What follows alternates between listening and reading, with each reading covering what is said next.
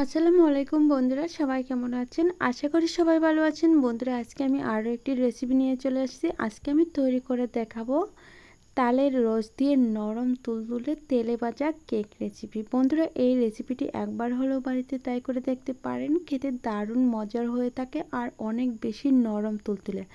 বন্ধুরা, আপনারা যদি চা বানিয়ে থাকেন তাহলে ঝটপট এই কেকটি তৈরি করে নিন। খেতে অনেক বেশি মজার হয়ে থাকে।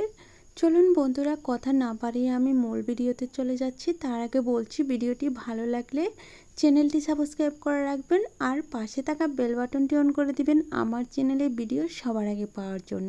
এখন আমি মূল রেসিপিতে চলে যাচ্ছি। আজকের রেসিপি তৈরি করার জন্য প্রথমে একটা মিক্সিং বোল নিয়ে নিচ্ছি, তারপর নিয়ে নিচ্ছি স্বাদ মতো চিনি, তারপর দিয়ে দিচ্ছি একটি ডিমটাকে আমি এখন ভেঙে নেব। বন্ধুরা, আপনারা চাইলে আগে থেকে ভেঙে রাখতে পারেন। আমি এখন ভেঙে দিচ্ছি। তারপর দিয়ে দিচ্ছি স্বাদ মতো লবণ দেওয়া হয়ে গেলে দিয়ে দিব 2 থেকে 3 টেবিল চামচ রান্নার সয়াবিন তেলটা দেওয়া হয়ে গেলে এখানে আমি দিয়ে দিব তালের রস। আমি 3 থেকে 4 টেবিল চামচ তালের রস নিয়ে নিচ্ছি এখানে। বন্ধুরা, তালের রসটা অতিরিক্ত ঘন, এখানে কোনো রকম পানি অ্যাড করা হয়নি।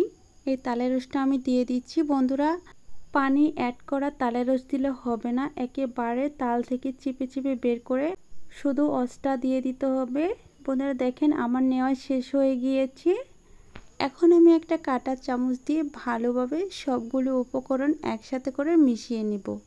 বন্ধুরা, আপনারা চাইলে হ্যান্ড উইক্স দিয়ে করে নিতে পারেন, তবে হ্যান্ড উইক্স তো সবার হাতের কাছে থাকে না, তাই আমি কাঁটা চামচ দিয়ে ভালোভাবে ফেটিয়ে দেখাচ্ছি। বন্ধুরা, 3 থেকে 4 মিনিটের মতো এটা ভালোভাবে ফেটিয়ে নিলে একেবারে কালারটা একটু পরিবর্তন হয়ে আসবে। দেখেন, এখন কিন্তু কালারটা অনেক বেশি পরিবর্তন হয়েছে। তারপর এখানে অ্যাড করে দিব 1 প্যাকেট গুঁড়া দুধ। বন্ধুরা, গুঁড়া দুধগুলো যে কোনো দোকানে পেয়ে যাবেন, মাত্র 10 টাকা দাম নেবে। তবে গুঁড়া দুধ দিলে অনেক বেশি মজার হয়ে থাকে, আর আপনাদের হাতের কাছে যদি না থাকে তাহলে এটা বাদ দিয়ে দিতে পারেন।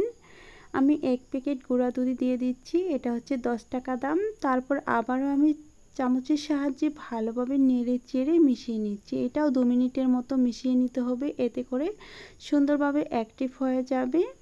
বন্ধুরা দেখেন, আমার কিন্তু মিশানো শেষ হয়ে গিয়েছে। এখন আমি এখানে অ্যাড করে দেব ময়দা। বন্ধুরা, আজকের রেসিপি তৈরি করার জন্য আপনারা চাইলে আটা ব্যবহার করতে পারেন, তবে ময়দা দিলে অনেক বেশি ফুলকো ফুলকো হবে আর অনেক নরম তুলতুলে হবে। দেখেন বন্ধুরা, আমি 2 থেকে 3 মিনিটের মতো ভালোভাবে মিশিয়ে নিয়েছি। আর বন্ধুরা, এই যে মিশ্রণটা, এটা যত ভালো ফেটাবেন তত ভালো কেক হবে।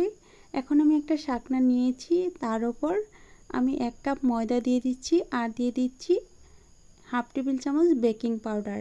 বন্ধুরা, বেকিং পাউডারটা দেওয়ার কারণে অনেক বেশি ফুলবে। অনেক ভাইয়া আপুরা বলে বেকিং পাউডার কি, আমি বেকিং পাউডার আর বেকিং সোডা নিয়ে আমি একটা ভিডিও বানাবো, আপনারা চাইলে সেই ভিডিওটাও দেখে নিতে পারবেন।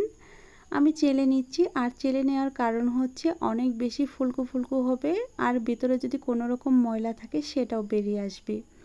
এখন আমি নেড়ে চেড়ে ভালোভাবে মিশিয়ে নিচ্ছি। আজকে আমি যে ডোটা তৈরি করছি এর মধ্যে কোনো রকম হাতের ছোঁয়া লাগাবো না, আমি চামচের সাহায্যেই করে নিব।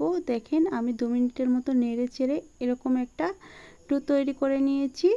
এটা একেবারে পাতলাও না আবার একেবারে ঘনও না, এই অবস্থা করেই আমি ডোটা তৈরি করে নিব। নেওয়া হয়ে গেলে এটাকে আমি রেস্টে রেখে দেব 5 মিনিটের জন্য।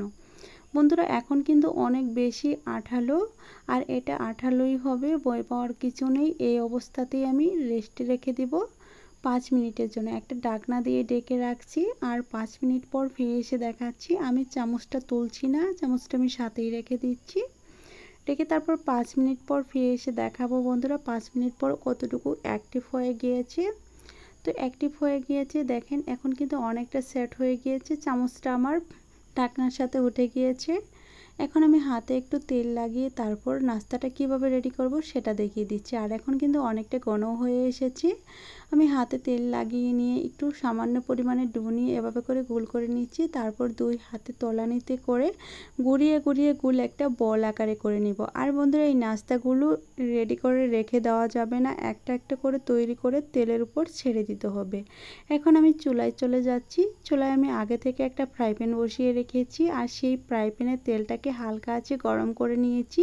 আর সেই গরম তেলেই একটা একটা করে কেক বানিয়ে ছেড়ে ছেড়ে দিচ্ছি। বন্ধুরা একটা একটা করে বানিয়ে তারপর তেলের উপর দিয়ে দিতে হবে।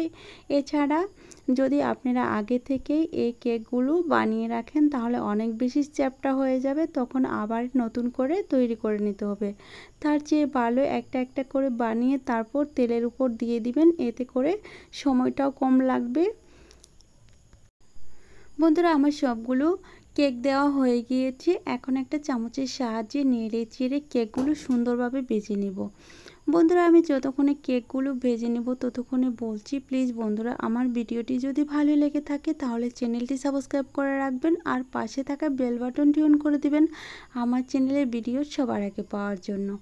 আর আমার যদি কোনো নতুন বন্ধু এসে থাকেন তাহলে প্লিজ বন্ধু আমার চ্যানেলটা একবারে হলেও ঘুরে আসতে পারেন। আমার চ্যানেলে এমন আরও অনেক রেসিপি আছে যে রেসিপিগুলো দেখলে আপনাদের কাছে অনেক বেশি ভালো লাগবে আর সেইখান থেকে কিছুটা হলেও শিখতে পারবেন আজকের আমার এই রেসিপির মতো করে। বন্ধুরা আমি সহজ সহজ পদ্ধতি আর সহজ সহজ উপায়ে নাস্তা তৈরি করে থাকি, আপনাদের অনেক বেশি ভালো লাগবে, একবার হলেও ঘুরে আসতে পারেন। আর যদি ভালো লাগে তাহলে অবশ্যই চ্যানেলটি সাবস্ক্রাইব করে রাখবেন। বন্ধুরা দেখেন তেলটাকে হালকা আঁচে গরম করে যখন আমি নাস্তাগুলো দিয়ে দিচ্ছিলাম তখন একেবারে পুতপুতি ওঠেনি। তারপর আমি চুলার আঁচটা হালকা আঁচে বাড়িয়ে দিয়ে তারপর কেকগুলো তৈরি করে নিচ্ছি। বন্ধুরা দেখেন এখন কিন্তু কেকগুলো অনেক বেশি ফুলে গিয়েছে।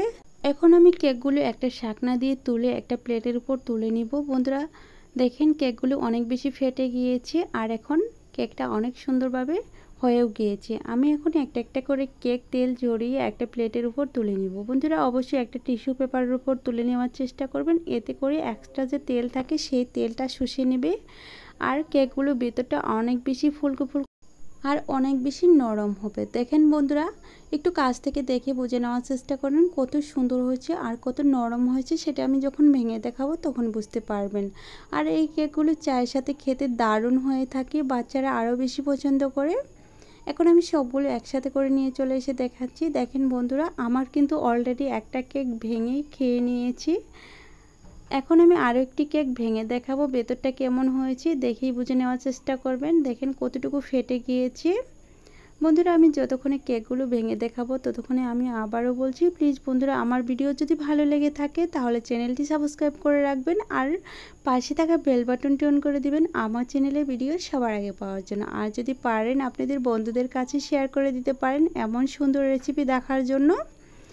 বন্ধুরা এখন আমার বিদায় নেওয়ার পালা, আজ এ পর্যন্তই। ভালো থাকবেন, সুস্থ থাকবেন, আল্লাহ তাআলার কাছে এই কামনা করে বিদায় নিচ্ছি। পরবর্তীতে আবারও দেখা হবে নতুন কোনো রেসিপি নিয়ে। ততক্ষণে সবাই অনেক বেশি ভালো থাকবেন, অনেক বেশি সুস্থ থাকবেন। খুদা হাফেজ।